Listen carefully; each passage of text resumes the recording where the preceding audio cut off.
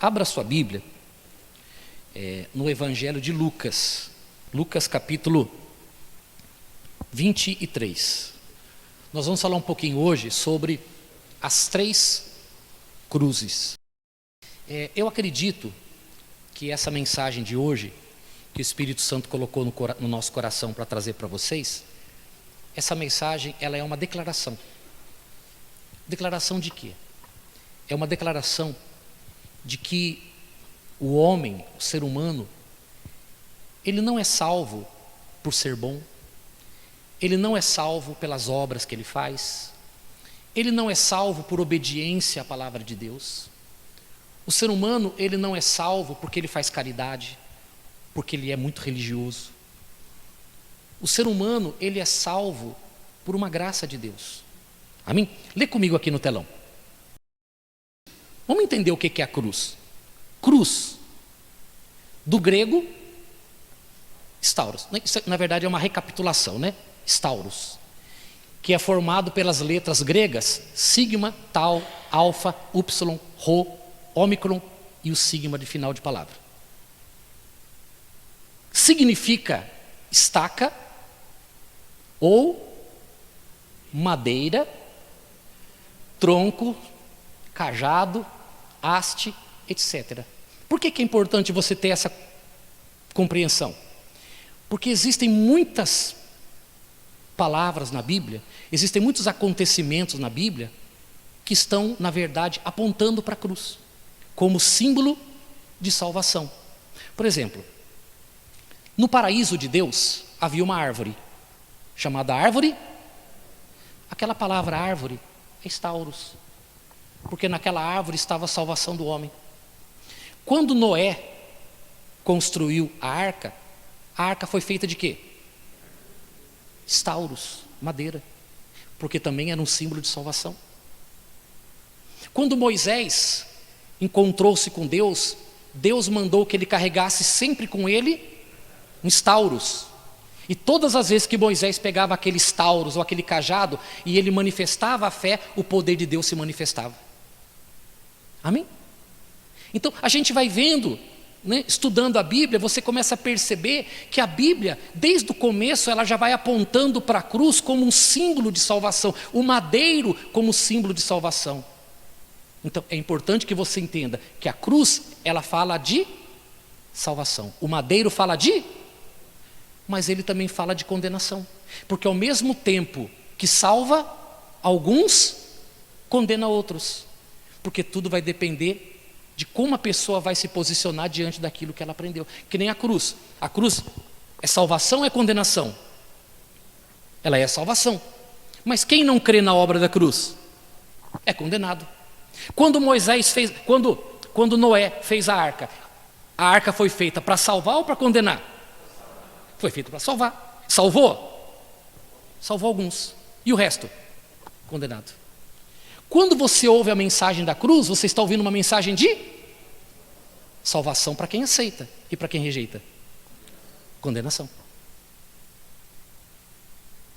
Então observe isso, que sempre o madeiro, como símbolo de cruz, ele sempre traz salvação para uns que aceitam e condenação para outros que rejeitam, porque na cruz está o pensamento de Deus para a salvação do homem. Amém? Compreenderam? Pode passar. Sempre que ouvimos a palavra crucificação, logo nos vem à mente o sofrimento e a morte do Senhor Jesus. Porém, não nos damos conta de que a mensagem do Calvário não trata apenas da morte de um inocente, no caso do Senhor Jesus, mas também da redenção de um criminoso arrependido e da condenação de um malfeitor orgulhoso e arrogante, que, incapaz de admitir seus pecados, desprezou a única chance de escapar da condenação eterna. Pode passar. Lucas 23, 33. Abra sua Bíblia. Nós vamos ler o versículo 33 e depois a gente vai pular para o 39 e a gente vai até o 43. Bom, o título é A Crucificação. Quando chegaram ao lugar chamado Calvário, né? Que no original quer dizer caveira, ali o crucificaram, bem como os malfeitores, um à direita, outro à esquerda. Contudo, pronto, paramos aqui, né? Vamos pular para o 39 agora, que é o segmento. Os dois malfeitores. Um dos malfeitores crucificados blasfemava contra ele, dizendo: não és tu o Cristo? Salva-te a ti mesmo e a nós também. Respondendo-lhe, porém, o outro repreendeu-o, dizendo: nem ao menos teme a Deus, estando sob igual sentença?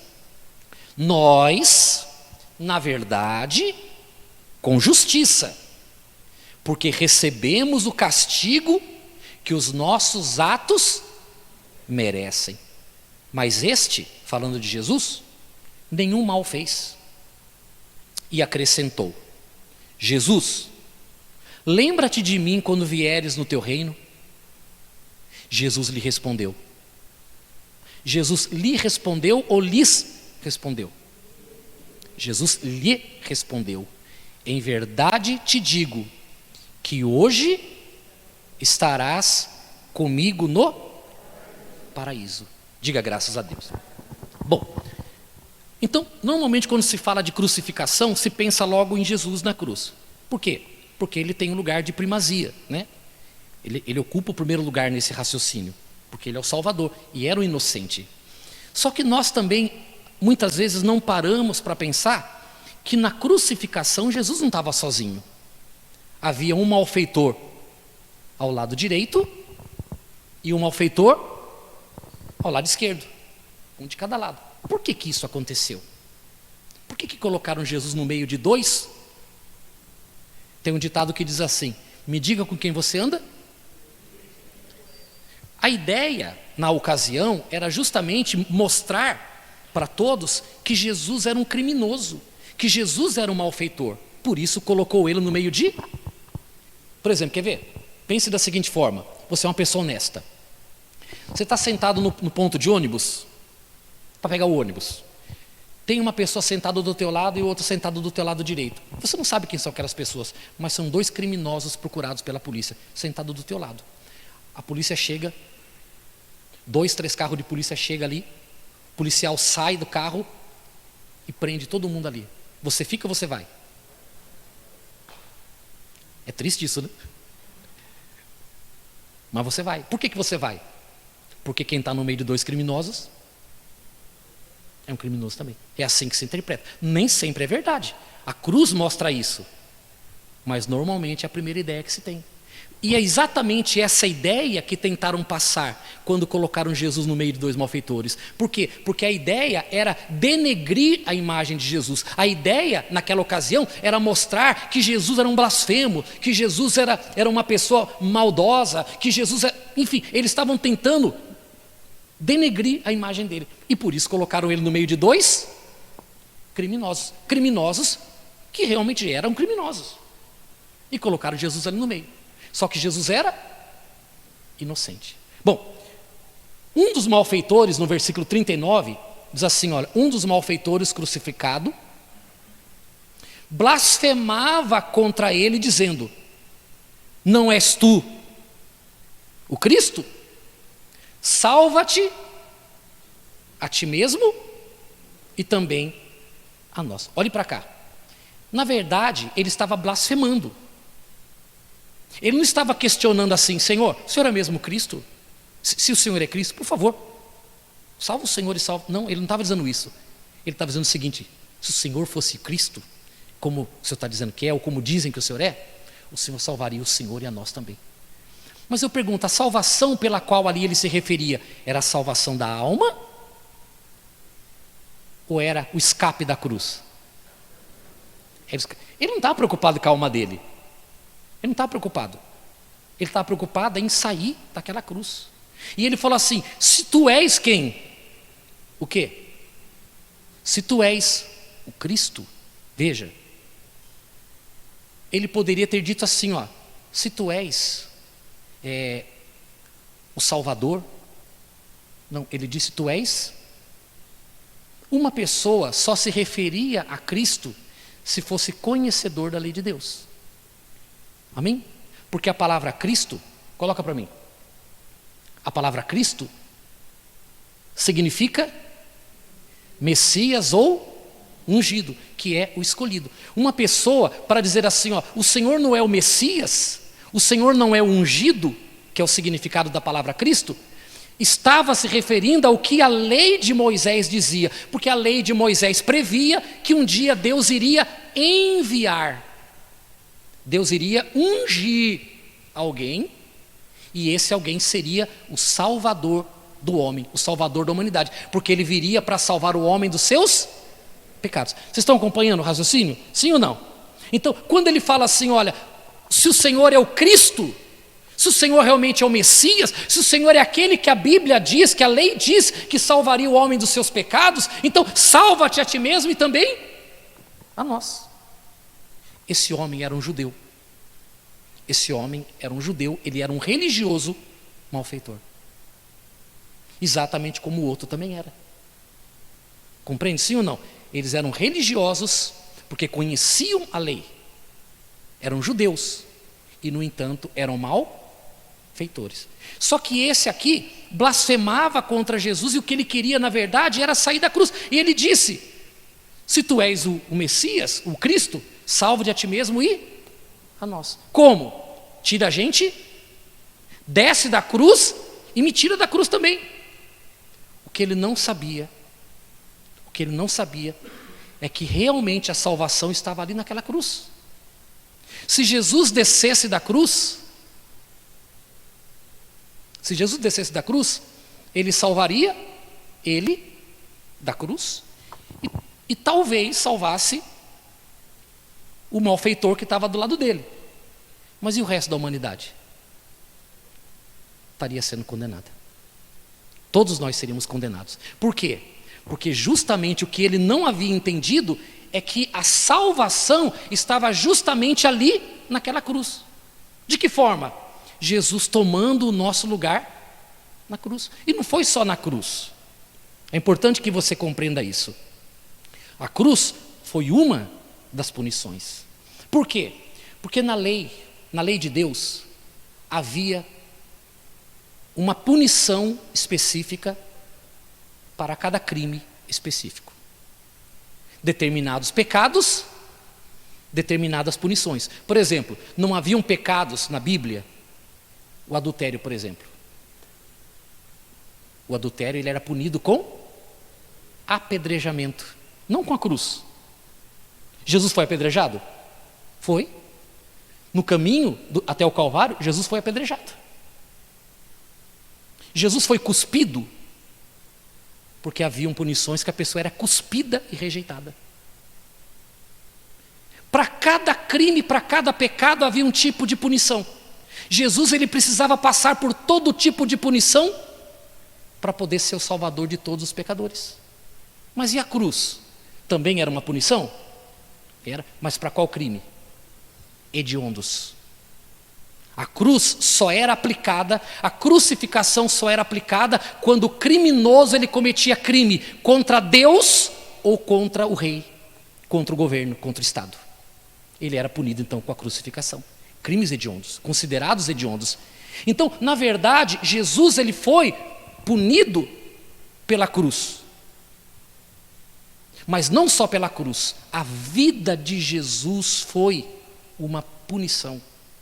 Todo desprezo, traição, blasfêmia, tudo que Jesus sofreu, cada chicotada, cada espinho na cabeça dele, a coroação de espinhos, tudo, os apedrejamentos, tudo era ele tomando o lugar da humanidade. Então, quando nós falamos assim, olha, Jesus tomou o lugar dos pecadores, não foi só na cruz. Ele tomou o lugar dos pecadores em tudo que ele sofreu. Ele estava nos representando. Então hoje, por exemplo, se uma pessoa no passado, ela cometeu adultério, marido traiu a mulher, ou a mulher traiu o marido, cometeu adultério. Essa pessoa hoje, ela pode ter o perdão de Deus? Sim ou não? Pode ter? Por quê? Porque alguém, um inocente, como disse aqui o senhor Arthur, um inocente já foi punido no lugar dela. Então o perdão de Deus não se baseia numa palavra, Senhor, me perdoa. Não. O perdão de Deus está baseado no fato de um inocente ter sofrido no nosso lugar. Amém? Então hoje uma mulher ou um homem que cometeu adultério, se ele chega hoje diante de Deus e ele crê que Jesus morreu por ele, ele recebe o perdão justamente porque alguém já morreu por ele. E não porque ele está pedindo perdão, mas porque alguém já morreu por ele. Amém? Se, por exemplo, um pedófilo, que é um crime hediondo, se o pedófilo, ele crer em Jesus, ele é perdoado dos pecados dele? Sim ou não? Por quê? Porque a cruz foi a punição para pecados hediondos. Então, não importa o pecado, não importa o erro que a pessoa tenha cometido, por mais hediondo que esse pecado tenha sido, ela pode crer no perdão, porque Jesus sofreu por ela. Jesus inocentemente pagou o preço por ela. Diga graças a Deus. Então, quando aquele homem, quando aquele malfeitor fala para Jesus assim, se tu és o enviado, se tu és o ungido, salva-te a ti mesmo e a nós. É isso que ele estava fazendo ali. O que ele não tinha noção é que Jesus estava salvando ele ali. Ou pelo menos, a salvação estava tão próxima dele. A salvação estava do lado dele. Mas ele não aceitou a salvação. Porque a salvação que ele queria era sair da cruz. Ele não pensou na alma dele. E ele também não creu em Jesus como Salvador. E ele precisava da salvação. Amém? Aí eu faço uma pergunta para você. Esse homem que esteve do lado de Jesus, que blasfemou contra Jesus, ele foi salvo ou ele não foi salvo? Está com medo de falar. Foi salvo ou não foi salvo? Por que ele não foi salvo? Porque ele era malfeitor. Amém? Não. Porque o outro também era malfeitor. Por que ele não foi salvo? Primeiro, porque ele não reconheceu que era pecador. Ele não reconheceu que era justo ele estar ali. E ele não reconheceu que quem estava do lado dele era o único que podia levar ele para o céu, sendo ele malfeitor. Amém? Quer ver o caso do outro? Versículo 40. Respondendo-lhe, porém, o outro, fez o quê? Vamos meditar com bastante calma. Respondendo-lhe, porém, o outro, repreendeu-o, dizendo: nem ao menos teme a Deus, estando sob sentença de morte? Olha o que ele disse: nós, eu e você, na verdade, com justiça, porque recebemos o castigo que os nossos atos merecem, mas este nem o mal fez. Veja só, o que ele disse? Nós, amigo, falando lá para o outro lado da cruz, você está blasfemando contra ele? Nós estamos aqui por justiça, porque nós estamos pagando por aquilo que os nossos atos merecem. Ele não fez mal nenhum e você fica blasfemando contra ele, você não teme a Deus nem na hora da morte? Ele reconhecia que ele era malfeitor, falou assim: nós estamos aqui porque a gente merece. Eu reconheço as burradas que eu fiz, eu admito o meu pecado, eu admito o meu erro, eu sei que eu estou aqui justamente, eu não estou acusando ninguém, dizendo assim, injustiça. Não, é justo eu estar aqui. Ele não. Amém? Então a primeira coisa que ele fez foi reconhecer o quê? Que ele era pecador. Gente, esse é o primeiro passo para você poder ser alcançado pela redenção. Você tem que reconhecer que você é pecador. Porque se você cometer o erro de achar que Deus gosta de você, porque você é bonzinho, você pode perder tua alma. Deus ama o bem, mas a salvação não está no bem que eu faço, mas no sacrifício que Cristo fez por mim. Amém? Nunca perca de vista essa verdade, você é e será sempre pecador. E justamente porque você reconhece que é pecador e que nós somos pecadores, é que nós precisamos sempre ter conosco quem? O Salvador. Porque o dia que você achar que porque você faz caridade, porque você não mente, porque você não fala palavrão, porque você não adultera, porque você não rouba, porque você não mata, porque o dia que você achar que isso é o meio de salvação, você acabou de desprezar o Salvador. Porque aquele ladrão da cruz, que queria descer da cruz, ele não achava justo o que estava acontecendo com ele. Mas era justo o que estava acontecendo com ele. Porque o pior pecador é aquele que não sabe enxergar os seus próprios pecados. O pior pecador é aquele que não reconhece os seus pecados. Porque esse nunca vai depender de Salvador. Mas aquela pessoa que mesmo sendo uma pessoa honesta, correta, direita, chefe de família, trabalha, ainda assim reconhece que é pecado, essa sempre vai estar aos pés do Salvador. Amém? Compreende sim ou não? Então, um era malfeitor, mas não admitia isso. O outro também era malfeitor, mas admitia isso. O que nós somos?